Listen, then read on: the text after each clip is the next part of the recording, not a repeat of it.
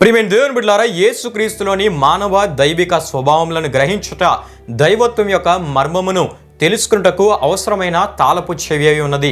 అది ఎలానో మనం తెలుసుకుందాం. మొట్టమొదటిగా యేసుక్రీస్తు ప్రభువారు సంపూర్ణ మానవుడై ఉండెనని యోహాను సువార్త 8:40లో మనం చూస్తాం.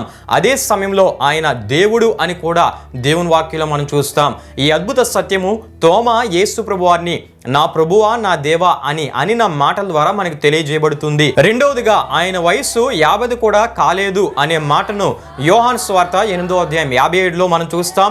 అదే సమయంలో ఆయన శాశ్వత కాలం ఉండేనని మీకా గ్రంథం 5:2 ద్వారా మనకు తెలియజేయబడుతుంది. మూడవదిగా ఆయన నేర్చుకొనెను అని హెబ్రీయులకు రాసిన పత్రిక 5:8లో మనం చూస్తాం.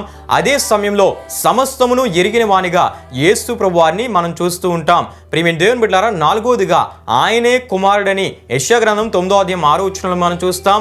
ఆయనే తండ్రి అని యెషయా గ్రంథము 9:6 ద్వారా మనకు తెలియజేయబడుతూ ఉంది. ఐదవదిగా ఆయన భూమి మీద ఉండెనని మార్కు సువార్త 2:10 మనం చూస్తాం.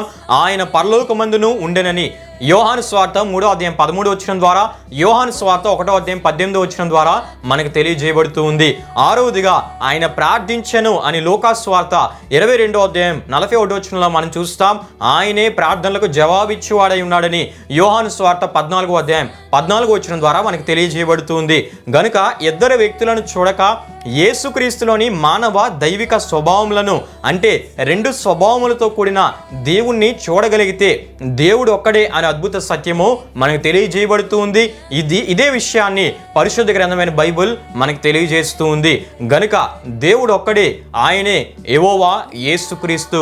ఆమేన్.